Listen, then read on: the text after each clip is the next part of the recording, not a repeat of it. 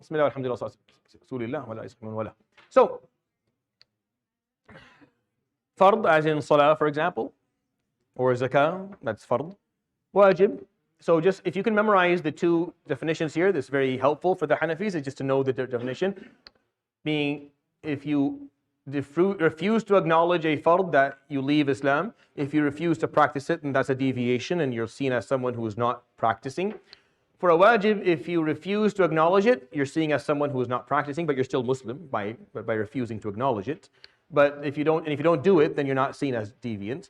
The example the Hanafis use is usually the Salat al-Witr, because they don't have a qarina for it.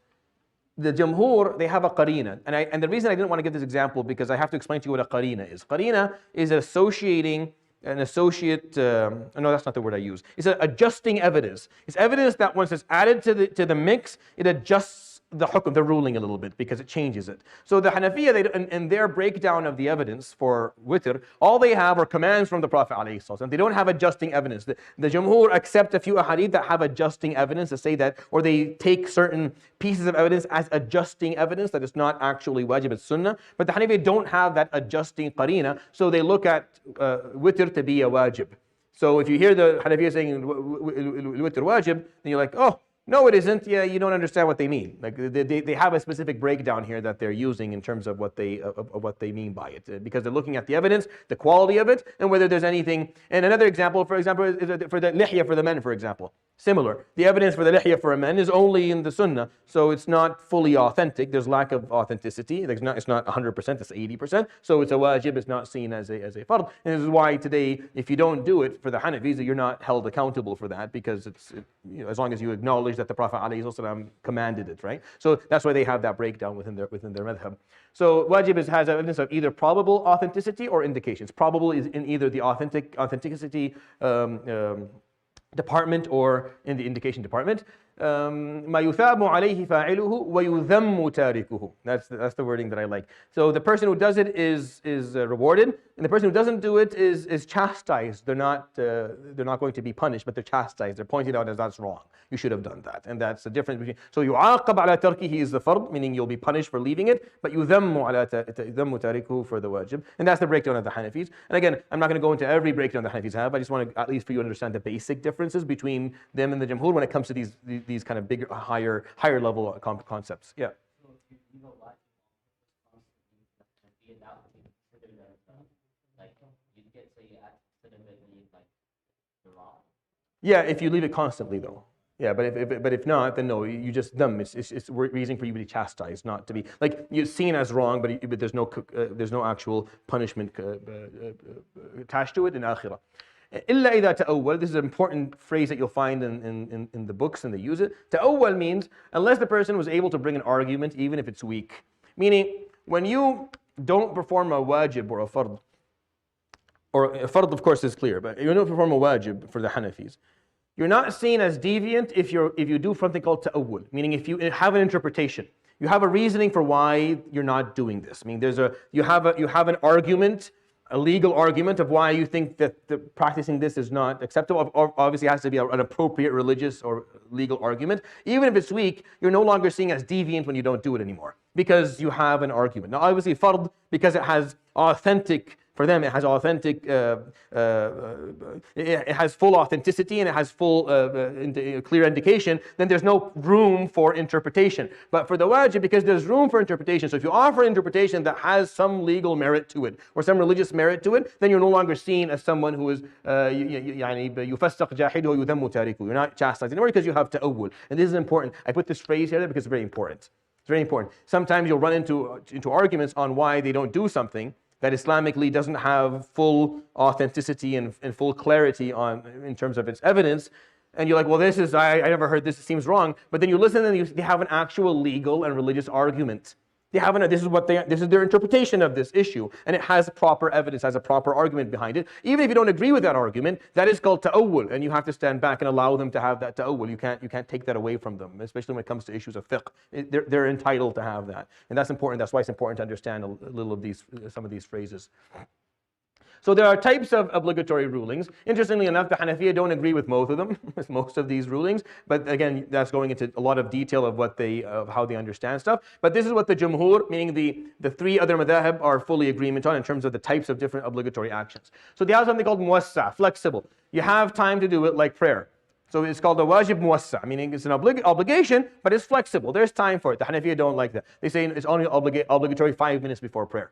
Before that, it's not obligated. You're not obligated. You can pray and get the ajr, but you're not obligated. They say you're obligated 5 minutes before prayer, meaning that whenever there's only enough time to do the prayer, then it's fully obligated, because they don't believe in the concept of muwassa, of flexible. They don't believe in the concept of a flexible obligation. They believe when it's an obligation, there's no flexibility. You do it right then and there, which is why they have a different way of looking at things altogether. But again, we're not going to go into the details of that. Just giving you a little bit of an idea. Al-mudayyiq, rigid, which is siyam. It's really, there's no flexibility. You can't swim before Ramadan or after. This is the timing. You have to attend to the timing exactly. You have to do it for the full time. But salah, adhan al-isha, you can pray now. You can pray in an hour. You can pray in 3 hours. You can pray at 6 o'clock.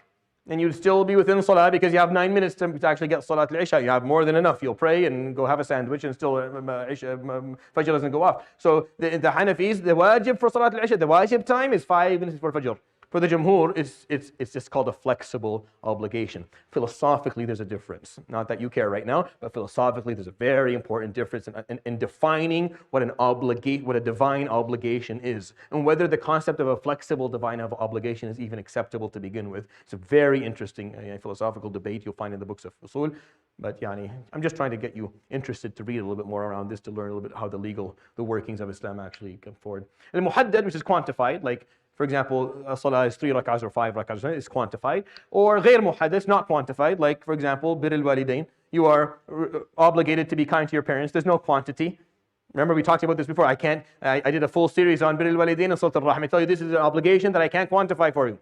It's going to be different based on your experience, who your parents are, how old you are, where you're living. All these other details will define it. I can't give you a certain amount. I can't say doing this is you have to do this or you can't do that. There's things we can say that you can't do. You can't abuse, obviously, or disrespect. But you can't quantify bir al-walidain. So you have obligations that are not quantified and some that are. You have mukhayyar, optional. So a kafara, meaning you have an obligation, but you have an option within it. Meaning you can do this or this, but you have to do one of them. Like a kafara, either you feed 10 people or you free a slave, but you have to do one of them. You can't choose. You can't not do either. You have to do one of them. So that's a wajib mukhayyar. And a wajib kifaya, a collective or communal wajib. And I talk about this a lot. And I used to give khutbahs. I've given numerous khutbahs in the past, and I did series on explaining the communal obligation. Because the aini obligation, let's do the aini first, personal, like salah. It's aini. You pray for you, I pray for me, and that's the end of it. We all have to do it. It's not like if you prayed, did you pray Isha today? Oh, good, alhamdulillah, then I can go to sleep. No, your Isha, it doesn't affect my Isha, I have to pray it as well. But there are communal obligations where if you do it, I don't have to do it. Like, we're good. Like, at least some of us did it. And for examples of that are many, like Salat al-Jama'ah, for example, for the majority of opinions, as we will point out that some scholars don't agree with that. But for example, Salat al-Janazah, also for the majority, Salat al-Eid, for example, these are where we just need enough people to go and do it, and then if they do it, then if not everyone else does it, then we're fine. But if no one does it, right? So personal obligations, every person has to do it. The communal obligations, the community has to do it. So if no one does it, then the whole community is accountable. But if one person does it, or a couple of people just enough do it, then the rest of the community is not accountable. Jumu'ah is not a communal obligation. Jumu'ah is a personal one. You have to go to Jumu'ah, especially as a man. Like, you have to. But it's not a communal one, so it's important to kind of remember that. So what are some ideas around collective or communal obligations, kifai? So there's a maslaha shar'iyya or wasila, as in an issue concerning sharia or the worldly benefit. There's something here that there's an issue here of serving the better, the well-being of the ummah, or the well-being of the needs of people. Meaning it's either a shar'i need to help, for like the Salat al-Eid and Salat al-Janazah, a shar'i need, or medicine, for example. Medicine. You need enough. If no one in the community studies medicine, then the whole community is held accountable. You need enough people to do that to actually take care of the worldly needs of that community. So it's either maslaha shar'iyya or a wasila. It's either something shar'i, like it's a religious thing, like salawat, salat al-Eid and salat al-Janazah, or it's a wasila. It's a means to an end of benefit, and that's going to talk about specifically other stuff. لا تتكرر مصلحته بتكرره. So there's no benefit in everybody doing it time and time again. There's no benefit in everybody praying Eid every time, having 50 Eids and everyone praying it, which is what I've argued before. Conceptually speaking, having multiple Eids is kind of weird because it's really, as long as enough people do it in the community, then it's done. It's not a fard ayn. It's not something everyone has to do. It's not a wajib ayni. You understand? So when you make many Eids, conceptually speaking, for someone who understands Usool al-Fiqh, is like, I don't understand why you would do this. One is enough because we just need enough people to do it. Whoever is going to sleep early and come for it, then that's the person who's going to get the ajr, and just make it big enough. We do it obviously because there's a lack of space, which I don't agree with, but that's kind of the argument. But there's no benefit in doing it time and time again. You don't need everybody to do it. Like if someone falls into the sea from off the boat, you don't need everyone to jump off the boat to get this person. Just one person does it and we're done, and then I don't have to. I'll jump off to act like it. No, there's no benefit in doing it multiple times. Just do it once and we're good. And that's what a collective. So what is more rewarding? This is actually an usool argument. There's an issue of usool fiqh. Where does more reward exist? Is it in the personal wajib, or is it in the communal collective wajib? So Imam Juwayni, Imam Shafi'i said the kifaya is more rewarding, as the necessity of the Muslims for it is greater, because it doesn't just serve you, it serves everyone else. And then the Jumhur say it's aini, because of a dichotomy exists, meaning there's a specific command that was given to you specifically. You were talked to specifically to do it, and a person needs to follow exactly what it is that they're told to do. So it's just two arguments. My argument is by far that kifaya is more important. Like I enjoy someone saying aini and then I destroy them because it's very easy. Because really there's on so many levels, like socially and philosophically and Islamic, there's so many where this is much more important. Being more rewarded doesn't mean that the other one is not important. I think as human beings we can't always understand that. Like whenever you say this is more important, then immediately that understand the other one is not. No. Salah and Siyam and Zakah are very important. It's just these ones are more important. Like on the boat. Fard ayn is you don't. Your wajib ayni is that you clean up your room and you don't, drill a hole into the ship and stuff. But no one's going to thank you for that. No one cares. Like I'm not going to. There's no one thanking you every morning for not doing these things or doing what you are cleaning a room. But the person who jumps off the boat and saves the guy who's drowning, that's a hero. He's a hero. He'll be a hero for the rest of his life because he did the communal piece. It was a communal action. So even as human beings, we tend to see those who fulfill communal needs or collective wajibat to be much more valuable to us as a race, as a group of people. Wallahu alam, it's similar to in the eyes of Allah subhanahu wa ta'ala. But that's kind of the argument behind it. But again, it's an issue of difference of opinion, so you're welcome to disagree with me, no problem. and the scholars have disagreed upon it anyways. Some further terminology, just because I think this is important. We're going to use these words as we go along a little bit. What's ada? Ada is doing the obligatory action. It's proper time and proper way. So it should be proper time and proper way and just properly. That's ada. Qada is performing the obligatory action outside of its time, doing it later or afterwards, or in a time where you missed the actual opening. Now you're doing it later in a different timing for it.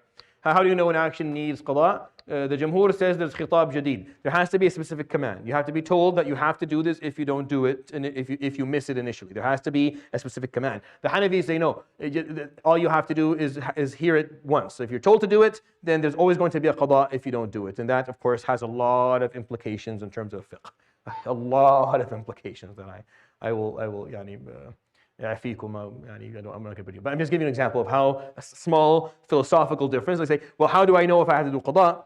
Do I need to be told that this action needs qada? Or is it just enough that I was told to do it, and if I don't do it, I have to just do it, that's the default? So what is it? Then they argue, and the Jumhur say, no, you need to be told specifically that you have to repeat it. And the Hanafis say, no, I think the first command of having to do it is enough, suffices for me to have to do it if I don't do it the first time around. And of course they have long philosophical arguments of why they think this is, and they give examples and they can convince you. You'll be surprised what you can be convinced of if you study stuff and listen. And I'm not saying that you shouldn't have an opinion and you should be easily swayed. I'm just saying that make sure you listen. Like, listen to people's arguments before you commit yourself to something. Just listen, because you'll be surprised sometimes. Oh, there's some things that don't make sense to you right now, or make sense to you, or you think don't make sense. Maybe you may have a different opinion on altogether. And then the third terminology is i'ada. to repeat. So repeating, performing the obligatory action within its time once it has already been done. So for me, so let me make this really simple. Ada is we just prayed Isha. Qada is praying Isha after 6:10. I'ada is me praying Isha again for a reason, where I felt the first one didn't work, or I felt there was a mistake, or I just wanted to repeat and get ajr for there's some reason for me to do it. And not everyone accepts the concept of i'ada. For example, the Hanafis. They don't accept the concept of i'ada. But and the Hanbalis don't either. But the Shafi'iyya do. Which makes it easier for me to pray Jumu'ah in different places. Like I go to Western, I pray, and then when I pray here, it's just i'ada. It's just a repeat. There's no problem. I don't have to make an intention of it being sunnah. I can just make the intention of it repeating it again, which keeps it a fard. I just forfeit the ajr of the first one around. By making it sunnah, I keep the ajr of the first one, and this becomes a sunnah. But I prefer to repeat because some people don't like praying their fard behind the sunnah. So out of respect for them, I forfeit the first one. That makes sense? May not make sense to you, but that's, again, these are just arguments of how you can think about things.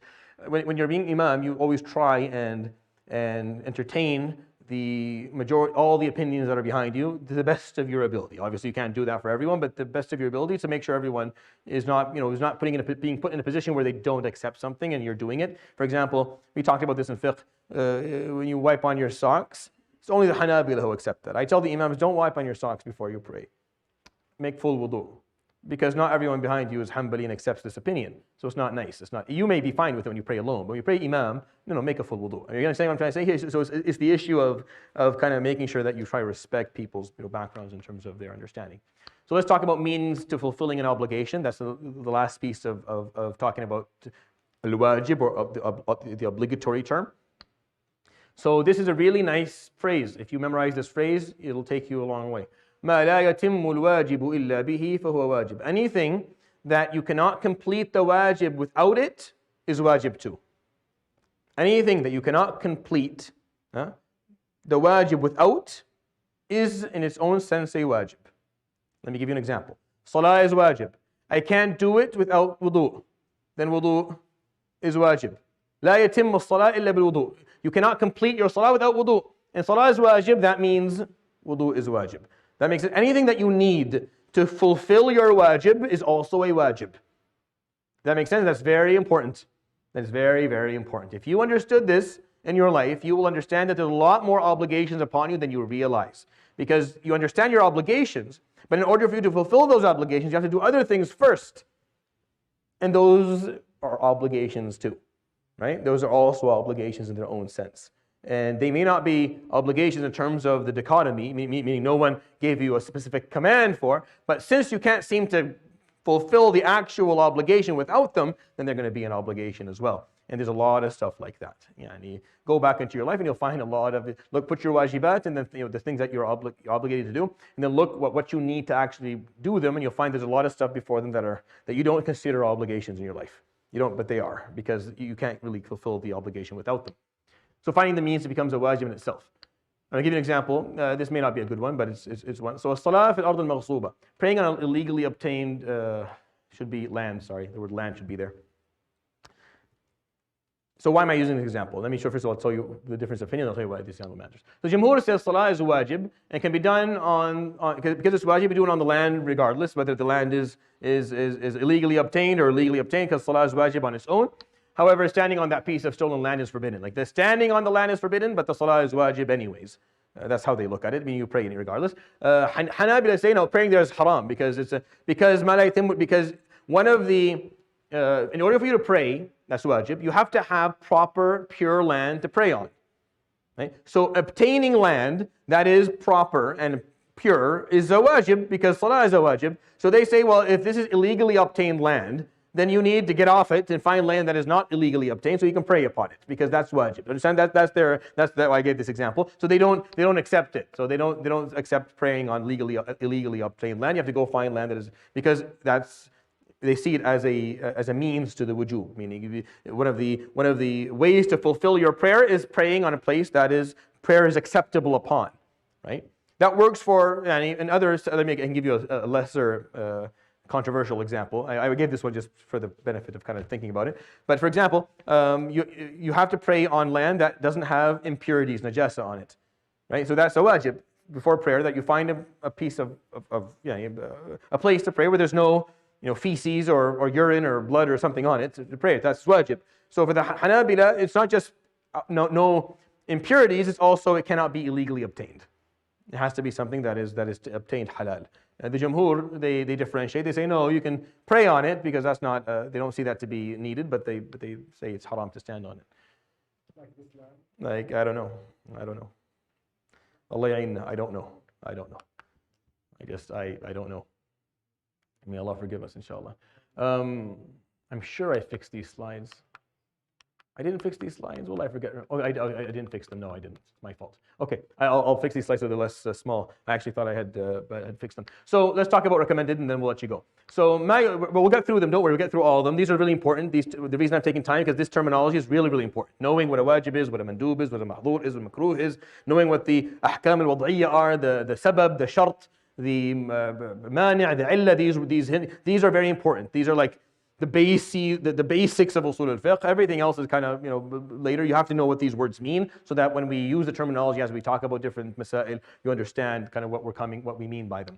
So, al-mandub or recommended, ما يثاب على فعله ولا يعاقب على تركه, something that you are rewarded for doing and you're not punished for leaving or not doing.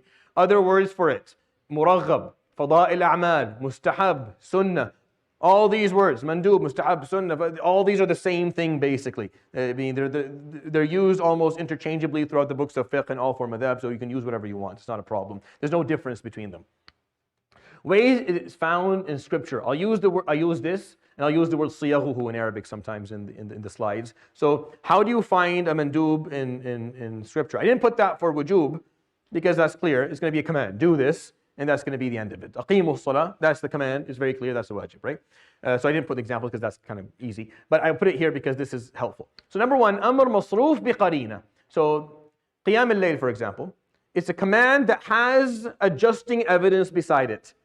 It's a command, but there's adjusting evidence. Evidence that adjusts it, take it from being wajib to being sunnah, by playing it down a bit. So this is not mandatory because of accompanying evidence or adjusting evidence, where the Prophet ﷺ said, فُرِضَ عَلَيَّ وَلَمْ يُفْرَضْ عَلَيْكُمْ. It was made mandatory upon me, not upon you. So that piece of evidence is adjusting evidence because he said, قُمِ اللَّيْلِ.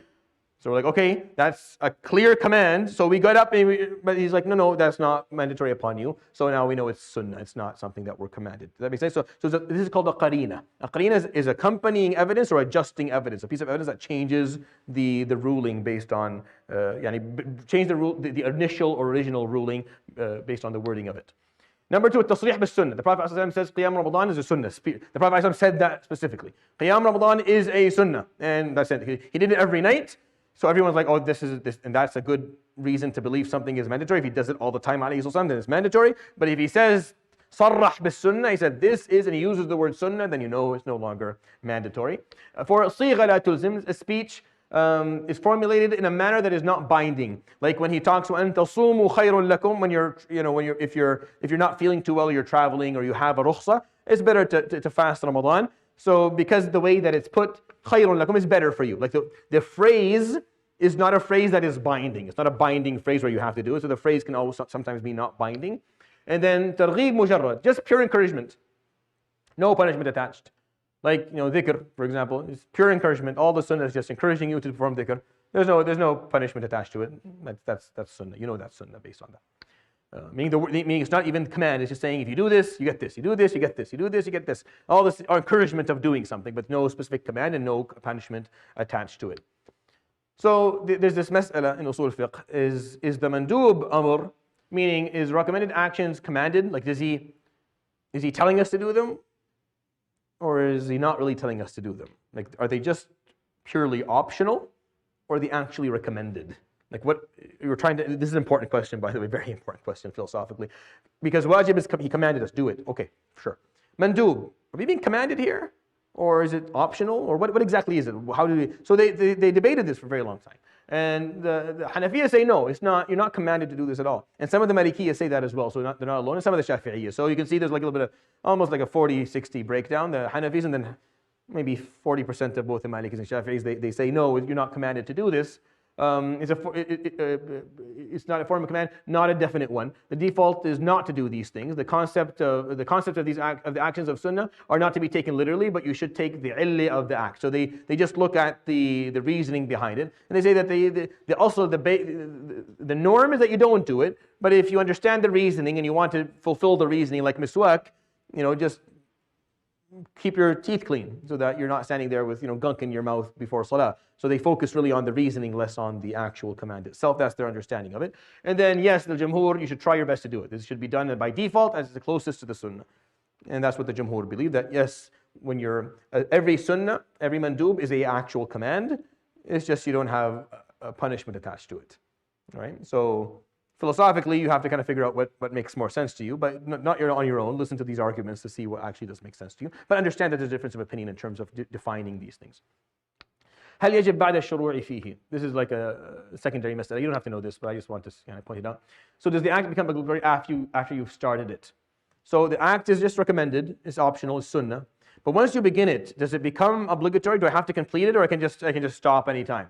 Like if I do takbir for salat al-sunnah, I'm praying to Rak'ah Sunnah, can I just say, I don't want to do it anymore? Or now that I started, do I have to actually complete it? So the Jumhur say no, the Hanafiya say yes, and with a lot of caveats to that, like a lot of caveats. But in general, the Jumhur say no. And the example that I'm giving here is Sunnah fasting. So if you decide you want to make fasting this in the morning for the sake of Allah, do you have to complete it to the end or not? The Hanafi are more on the side of for sure you do. No one told you to, you started it now, you have to complete it. The Jumhur are on the side that, not really, with a lot of caveats and a lot of difference of opinion on this issue. I'm just giving you a thought, just something to understand that. What happens once you start? Oh, then it becomes a little bit more tricky now. Because you started it, you didn't have to, but you did. And now what do? You're obligated to continue? Do you have to make up for it later on? Some scholars say, yeah, you have to make up for it actually. So it's it gets a little bit more complicated. Okay, let's talk about mubah and permissible. Oh, no, let's actually just end. So I'll finish. So there's 5. We've talked about wajib and mandub. There's still permissible, disliked, and forbidden. Like these are the 5. These are the 5 ones you have to know. So really, rulings you have to know 5 taklifi rulings that you're religiously responsible for. Obligatory, recommended, permissible, disliked, and forbidden, which is wajib, mandub, mubah, mahdhur, and makruh. And then you have to know 4 ahkam wad'iyya, meaning rulings that determine validity. You have to know the coexisting factor sabab, you have to know the condition shart, you have to know the hindrance mani', and you have to know the reason or the cause or the purpose illah. And then those make the actions either sahih or batil, meaning valid or invalid. Like they make the ruling that's going to be made. So that's the connection between these two groups, is that this group here, if you fulfill all the check boxes, it'll make these actions sahih, and if they don't, then this action becomes invalid. And they're required for these actions to work, whether it's sunnah or it's So the sunnah, for example, salah, you have to have the coexisting factor checkbox, it's right time. You have to have no hindrance, checkbox. You have to make sure that you have the right, you have the condition, you have wudu. There has to be the proper reasoning, even from some scholars, that has to be there in order for this action to be valid to begin with. If you lose one of those, then this action is no longer valid, even though you did it, even though you actually performed the action to begin with. Right? So this is the simple, most basic concepts of Usool al-Fiqh. So next week, inshallah, we'll continue the ahkam fully. We'll finish them, inshallah ta'ala. And then we'll move on to talk about words. Most of this course is going to be talking about words. Like what are phrases, what do phrases indicate? What does this phrase mean? What is something that is mutlaq? What is something that is muqayyad? What is something that is specific? What is something that is ambiguous or general? And what do they translate into when it comes to deriving evidence? So for me, I don't know. For me, it's very interesting. I love it. I enjoy this a lot. It depends on what your interest in deriving rulings and how much you care for evidence, how much you care for these details. So you may enjoy this or not. But I think, in my humble opinion, that every Muslim should attend at least one primary study of Usool al-Fiqh, just to protect themselves so they understand how Islam works. Because our deen is very pragmatic. It follows laws that are very logical and rational, and people who bring rulings have to follow those laws. We don't have a papacy. We don't have just someone who can, yes, it is Like, oh, no, that doesn't exist for us. No matter who you are, no matter who your grandfather was, no matter what, you don't get to just say something and then that becomes binding. You have to give a reasonable, logical, legal, religious argument that follows all of these, follows this framework that I'm explaining to you. Yes? Talking about the differences of what is a wajib and Yeah. involved. Now, slightly sorry to ask, but was there ever discussion on the forms of leadership, the people in the government, being an anonymous community, it's tribal society versus like Yeah. democracy? Was there ever discussions about like how decisions are made on these? Sure. So what it used to be was that you would have a scholar, like you would have an imam, and you followed the imam in terms of these decisions, and that made things easier because that way, the imam being connected with the decision makers, the policy makers, you were able to have discussions that were centralized and basically focused instead of having to talk to everybody, which is what kind of we have right now, which is democracy, where everyone's opinion is the same. How is everyone's opinion the same? How is everyone's opinion equal? How? To tell me how that works. How is impossible? There's no sense in that at all. That doesn't mean that people don't matter. No. But for us to say that everyone's opinion is equal to everyone else's, what do you mean? That's completely not true at all. That's very untrue. Like on so many levels, that's untrue. So if you want to actually bring a democracy where people's voice are heard, that's the point of a democracy, of having people's voices heard, then you have to do it in a way where, yeah, they're heard, their voices are heard, and it's taken into account. But for you to equalize everyone's exactly the same. So you have a professor of law who has like 45 years of political, and then someone who's, like they're going to have the same weight and they put stuff. So that's why I think a little bit this comes in where the Muslims used to, like, you don't have to necessarily agree with your imam on everything he says, but you know that he's following a methodology. Like, he actually has a reasoning behind stuff. He's just not making things up. He has to follow a methodology, and he's making legal and religious arguments. So even if you don't like them, you know at least that he is bound by that, so you can follow. You can say, okay, whatever the imam says, I'm safe. I'm safe because he's making proper arguments for stuff, and even if I don't understand it or agree with it, but I know that I'm safe because those things exist. And that's why if you went to Iraq was a Hanafi country for years, the Sham Shafi'iyya for many, many decades and centuries even, and people just followed a certain way of doing things. You didn't have to fully like it, but you knew that this was safe, and it was easier to give fatwas because the imam was in touch with the policymakers, and it actually worked for a very long time until we had, until we ended up with people who are, until we had tyrants, basically. Until tyranny found its way into our thing again. And then once you have tyrants, then scholarship becomes no longer independent, because scholarship was always dependent, meaning scholars were always independent. They spoke their minds. When they're no longer able to speak their minds and they are, frightened and feared and they're dependent in their livelihood and on others, then the people lose trust in what they say, and then it all just goes down the garbage bin. And then we're stuck with what we have right now, where everyone's a sheikh, and everyone's an imam and mufti, and everyone does their own thing, and the least knowledgeable person is the person who's trying to explain something. Like, I am mostly just trying to, what I do, unfortunately, is not education. Mostly just trying to make everyone happy, is what you feel. If you do this long enough, you start feeling, I'm not actually teaching anyone anything, because they're only coming as long as I say what they want. And the moment I don't say what they want, they'll come and let me know, and they'll stop coming until I say what they want, which doesn't that means I'm not really a teacher. I'm just I'm a puppet, or I'm a mouthpiece. And that takes away from what this is supposed to be. Like, again, you don't have to agree with everything I say. What you have to figure out is, do you just make things up as you go along, or do you have a methodology of thought? If you learn that there's a methodology of thought, then you're safe to stick with me, or stick with what I'm doing, because there's an argument behind it, even if you don't fully agree with it. You understand the difference? That's why Usool fiqh is important. So if I don't know this, that means I'm just making things up as I go along. I'm just fatwa shopping from different places, and that means you're not safe. You're like, I don't know what this guy is based on. But if I'm explaining, no, there's a way, there's a rigid methodology of how I talk about things, then even if you don't like it, but at least you know that this is not made up and there's some rationale behind it, and you can follow, and that gives, and again, I'm not asking for this, well, I'm not asking for this at all. I don't care. But I'm explaining, because since you asked the question, that gives me the ability to actually influence a group of people with fatwa. Meaning I can say, this is the ruling from now on. This is the ruling that I came to regarding this issue, and people accept that ruling, and that gives me the ability to actually work with policymakers to actually make a difference in how the country works. But without that, then we're just basically all over the place. I'm not sure if that was your question or your answer, but that's kind of what I understood from it and shared. Yes, one more question, then we go. Yeah. For the wajib والسد ما يندب عليه فاعله ويذم تاركه Yeah. إذا تأول. Yeah. Who does this تأول? The scholar, or can it be a normal? No, it has to be a scholar. يعني طالب علم. Talib, I mean, it depends on, again, it depends on the argument.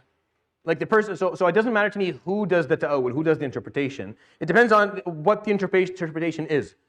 Wallahi, there are tullab ilm, there's sometimes like, simple students of knowledge who put together a better legal, religious argument than some people who with, the amama that needs 5 people to carry. And you need, so it's all about the quality of the argument that's being made. So the ta'awul, it doesn't have to come from because there's no, who gives the designation of scholarship to somebody?